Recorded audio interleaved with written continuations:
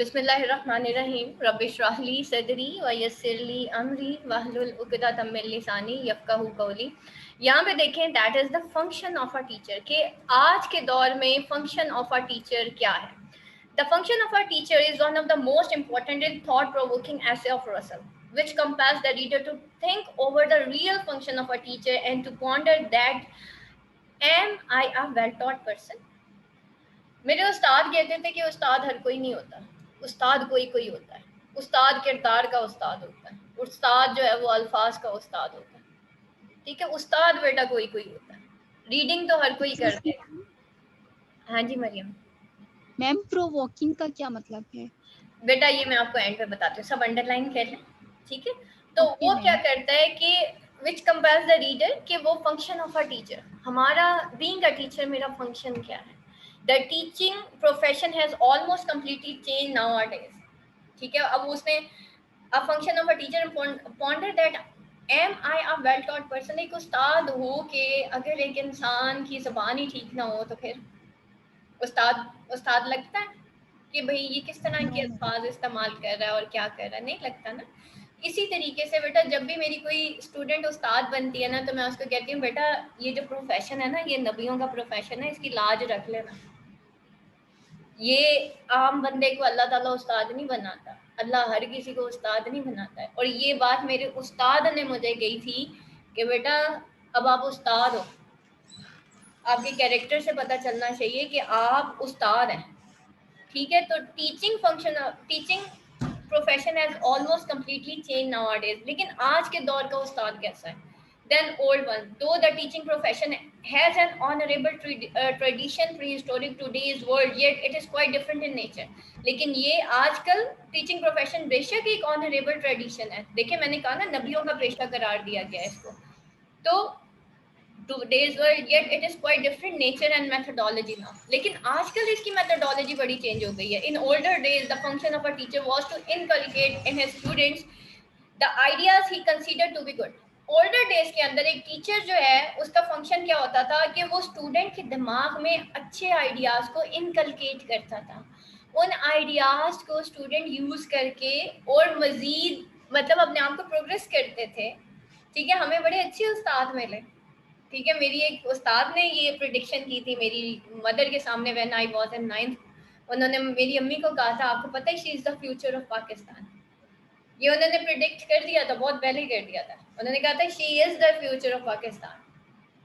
ठीक है, तो उस्तादों को पता होता है ये स्टूडेंट किधर जाके रुकेगा। ठीक है, तो ये क्या था। और नॉट ओनली, मैं जब कॉलेज में भी गई थी तो अम्मी जब मेरी लीव लेने गई थी और मेरी शादी थी सेकेंड ईयर में, तो मेरी जो प्रिंसिपल थी, हालांकि 2 साल होते हैं कॉलेज में हमारे टोटल और उसमें आधा साल तो छुट्टियों में गुजर जाता है। लेकिन मेरी प्रिंसिपल ने मेरी अम्मी को, जब हम गए थे वहाँ पे तो वहाँ पे मेरी टीचर्स भी बैठी हुई थी, मेरी प्रिंसिपल भी बैठी थी। उन्होंने कहा आपको पता है आपकी ये बेटी कितनी टैलेंटेड है जिसकी आप शादी करने जा रही हैं, तो ये स्पॉयल हो जाएगी। तो लेकिन अल्हम्दुलिल्लाह बेटा जो चीज़ आपको ज़िंदगी में मिलनी है ना, जो आपकी किस्मत में है वो आपको मिल के रहनी है। कोई नहीं स्पॉयल होता किसी तरह से भी। जिस इंसान के अंदर गट्स हैं, पैशंस हैं, स्किल्स हैं, जिसको सेल्फ अवेयरनेस है, जिसको अपनी ताकत पे एक नाज है। ठीक है, जिसको पता है कि मुझे अपने पर किस वक्त इस्तेमाल करने और किस वक्त नहीं करने, बेटा वो लोग कभी भी स्पॉयल नहीं होते। ठीक है, तो यहाँ पे क्या है, वो कहते हैं कि ये जो टीचिंग प्रोफेशन है एक ऑनरेबल ट्रेडिशन है। और in older days function of teacher क्या था, क्वाइट डिफरेंट मेथोडोलॉजी थी कि वो इनकलकेट करते थे अपने स्टूडेंट्स के दिमाग में कुछ आइडियाज को। The ideas he consider to be good and mature. वो आइडियाज जो टीचर वो ऐसे कि वो मेच्योर, आजकल के स्कूलों की तरह नहीं कि बच्चों को नेशनल सॉन्ग्स के ऊपर नचवाना शुरू कर दो। ठीक है, नेशनल डेज और पेट्रियोटिज्म जो है, पेट्रियोटिज्म तो खत्म हुई है। चलो भाई बेटा जरा वो नेशनल सॉन्ग है उसके ऊपर झंडे लहराने और नाचना है, मुझे बताएं ये कौन सी पेट्रियोटिज्म है। ठीक है, but now a days a teacher has become like a propagandist. लेकिन आजकल जो टीचर्स हैं वो बिल्कुल प्रोपेगेंडिस्ट बन गए हैं। Who teachers according to the wish of his employers, जो कि अपने एम्प्लॉयर्स की विश पे उनको पढ़ाते हैं। ठीक है, आप आज की सारी स्कूलिंग उठा के देख लें, ब्रिटिश स्कूल्स उठा के देख लें, अपने बच्चों को आप जिन स्कूल्स में बड़े बड़े स्कूलों में डालते हैं, आपको पता है उनकी टीचर्स की ये ब्रेन वॉश होती है कि जब एक तो पहली बात ये कि आपने उन बच्चों को 80 से कम मार्क्स ही नहीं देने, नंबर 2 उनके पेरेंट्स को ये बताना आपका बच्चा बहुत अच्छा जा रहा है, बस क्योंकि हमने उनसे बहुत भारी फीसें ली हुई हैं, सही है। और जो ऊपर बैठा होता है ना, जो स्कूल को चला रहा होता है, वो कोई एजुकेशनिस्ट नहीं होता, वो एक सेठ होता है, ठीक है। जितने भी बड़े बड़े कॉलेजेस, जितने बड़े बड़े स्कूल्स इस वक्त पाकिस्तान में रन हो रहे हैं, उसको सेठ चला रहा है। सेठ आपको पता है किसे कहते हैं? जो कारोबारी बंदा होता है, बिजनेसमैन चला रहे हैं, वो एजुकेशनिस्ट नहीं है, ठीक है। तो his only function is to preach the teachings which are in favour of bureaucrats and state. और उसका ओनली फंक्शन क्या है कि वो टीचिंग्स पढ़ाना जो कि ब्यूरोक्रेट्स और स्टेट के लिए उनकी फेवर में होती है। और but state control education can turn man into unthinking fanatics.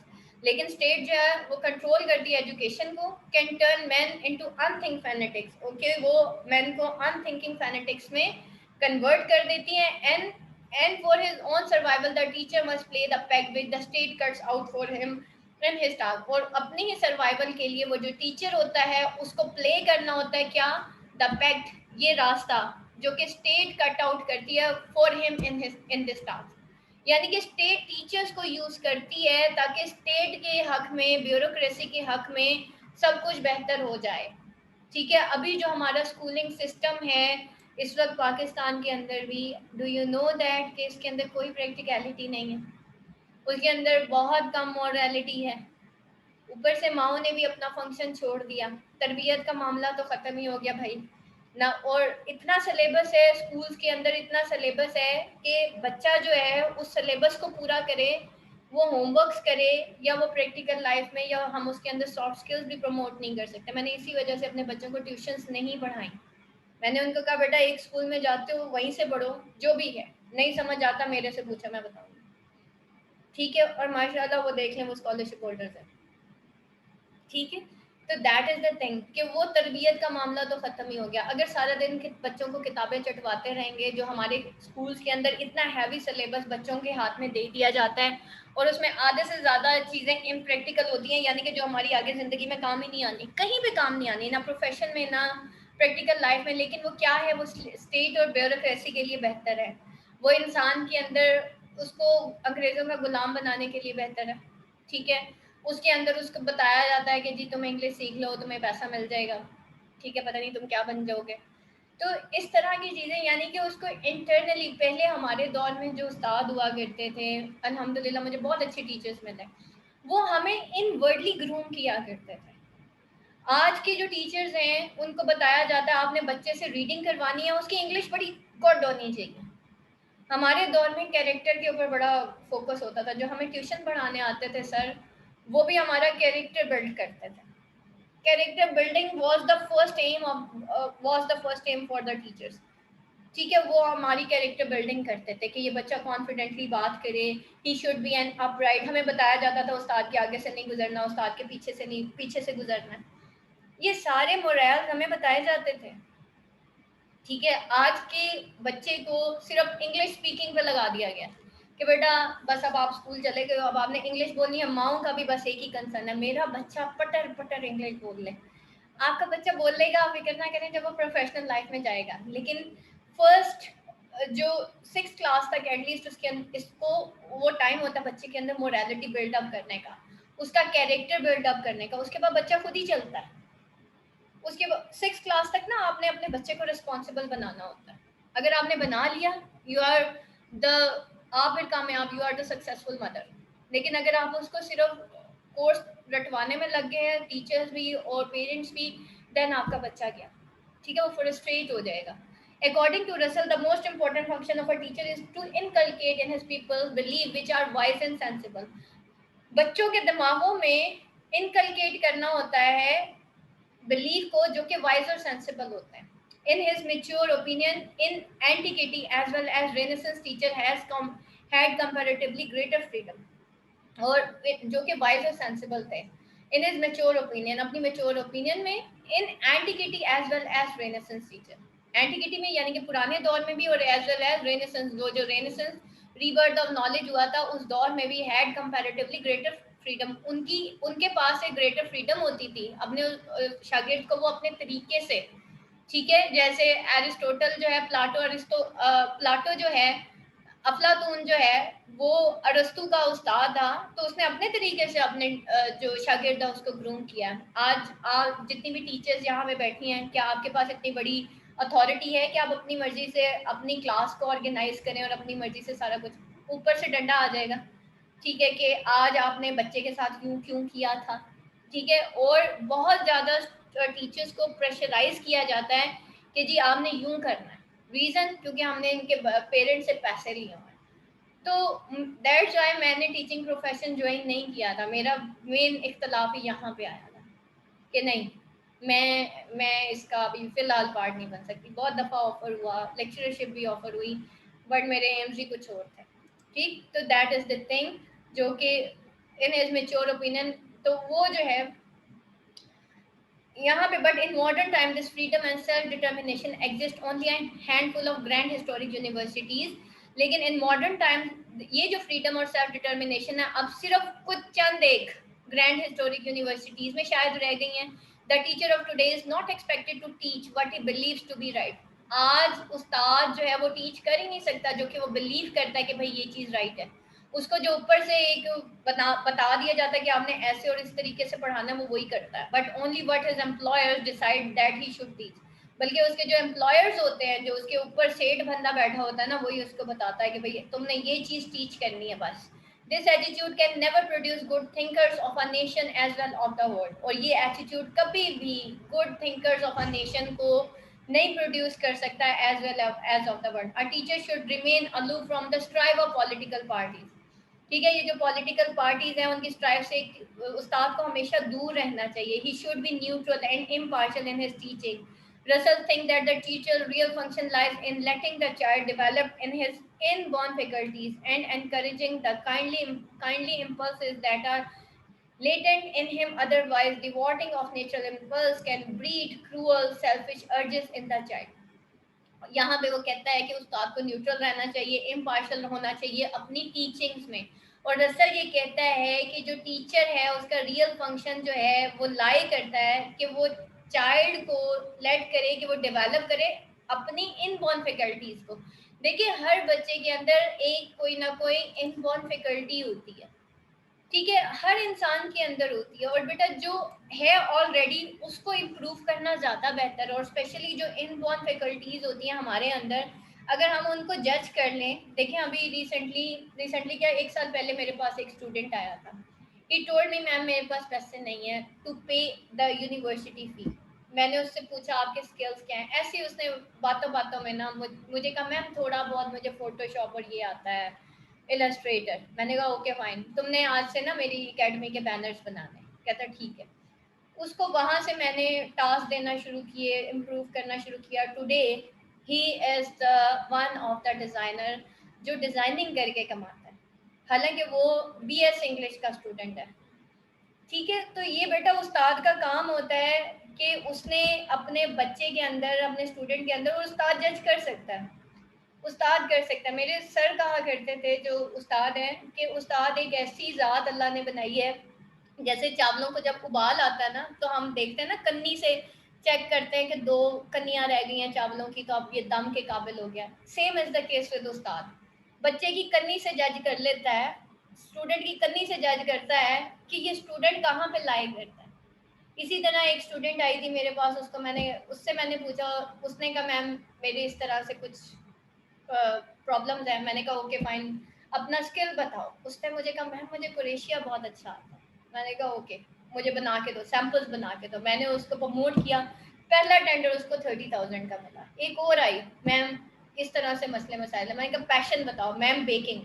मैंने कहा ओके फाइन, एमए इंग्लिश के स्टूडेंट्स की बात कर रही हूँ मैं आपसे, ठीक है। तो बेटा जो आपके अंदर इनबॉर्न है, और आज उस मेरी स्टूडेंट की जो 1 डे की जो अर्निंग है वो 10 से 20 हज़ार रुपए 1 डे की अर्निंग, और वो घर बैठ के बच्चे पाल के ये सारा कुछ कर रही है, ठीक। तो उस्ताद को पता चल जाता है, बच्चा जब बोल रहा होता है ना, शागिर्द बोल रहा होता है, वहीं से पता चल जाता है इसकी इम्पल्सेस कहाँ पे, ठीक है। तो ये उस्ताद का काम होता है कि वो उसके बच्चे की इम्पल्सेस को जज करता है और उसको फिर बताता है और उसको एनकरेज करता है कि भाई तुम्हारे अंदर ये है। आज वो लड़का जो है वो, कहता मैम आज मैं डिज़ाइनर हूँ आपकी वजह से हूँ, मैंने तो ऐसे ही गंदे से डिज़ाइन आपको बना के दिए थे, वो तो सारे आपने कहा था नहीं ठीक है, तो आपने मुझे एनकरेज किया था। मैंने कहा नहीं, कलर्स मैंने तुम्हारी तुम्हारी जो वो उसमें देख लिए थे कि तुम्हारे कुछ है, तुम्हारे अंदर इनबॉर्न कलरिंग है, तुम्हारे अंदर कुछ आर्टिस्ट्री है, तो बस उसको थोड़ा सा स्किल इम्प्रूव करनी थी, वो हो गई।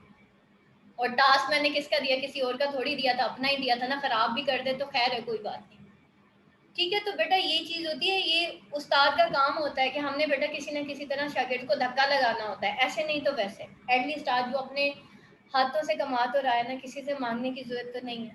नबी पाक सल्लल्लाहु अलैहि वसल्लम ने भी तो जब मांगने आया था सहाबी, एक सहाबी आए थे नबी पाक सल्लल्लाहु अलैहि वसल्लम ने, नबी पाक सल्लल्लाहु अलैहि वसल्लम ने पैसे इकट्ठे किए और कहा जाके इससे कुल्हाड़ा खरीद के लाओ। वो कुल्हाड़ा लेके आया था, नबी पाक सल्लल्लाहु अलैहि वसल्लम ने कहा जाओ इससे लकड़ियां काटो। कुछ अरसे बाद आया, कहता मेरा सारा कर्जा उतर गया। बेटा ये इस्लामिक वे है, ठीक है। और उस्ताद, मैंने कहा ना, ये तो नबियों का पेशा है, ये मतलब अल्लाह का शुक्र है, शुक्र करना चाहिए जिनको अल्लाह ने ये दर्जा दे दिया है। और मैं भी बहुत अल्लाह का शुक्र अदा करती हूँ, और शुक्र अदा करने का सबसे बेहतरीन तरीका ये होता है, जो नेमत अल्लाह ने आपको दी है उसको बेस्ट वे में आप यूज़ करो, क्योंकि अब मुझसे अल्लाह ने पूछना है, ये अथॉरिटी तुम्हें दी थी, तुमने इसका क्या किया था, ठीक। तो ई शुड बी न्यूट्रल, और ये वो सारी नेचुरल इम्पल्सेस होती हैं, can breed cruel and selfish urges in. तो ये जो है अदरवाइज जो नेचुरल इम्पल्सेस होती हैं वो क्रूअल और सेल्फिश अर्जेस जो है एक बच्चे के अंदर पैदा कर सकती है। बेटा अगर हम एक बच्चे को, एक स्टूडेंट को पॉजिटिव जगह पे नहीं लगाएंगे ना, उसकी नेगेटिव इम्पल्सेस उसके ऊपर हावी हो जाएंगे। आज अगर मैंने अपने आप को अल्लाह से की मोहब्बत में ना लगाया तो दुनियावी मोहब्बत मेरे ऊपर हावी होगी, क्योंकि इंसान की फितरत है वो मोहब्बत करता है, ठीक है। अल्लाह के रास्ते पे नहीं लगेंगे तो शैतान हावी हो जाएगा, राइट डायरेक्शन में नहीं लगेंगे तो जो फ्रस्ट्रेशन है, आज के लोग क्यों फ्रस्ट्रेटेड है, वो राइट डायरेक्शन में नहीं लगते, उनको टीचर राइट डायरेक्शन में गाइड नहीं करते, पेरेंट्स गाइड नहीं करते, ठीक है। That is the basic dilemma of today's society. Parents और टीचर्स एंड द स्टूडेंट, ये एक ट्राइएंगल होता है बेटा एक सोसाइटी का, अगर ये टूट जाए सोसाइटी टूट जाती है, और अगर ये बिल्ड हो जाए तो सोसाइटी बिल्ड होती है, ठीक है। और make him grow up into the criminal और एन एंटी सोशल क्रिएचर, वो एक एंटी सोशल क्रिएचर बन जाता है। आज के बच्चे देखें, आज के बड़े देख लें, सारा दिन लैपटॉप और वो होते हैं। Modern psychology also affirms and agrees to this view point of Russell, और मॉडर्न साइकोलॉजी जो है वो अफर्म करती है और अग्री करती है इस व्यू ऑफ रसल को। Russell stresses that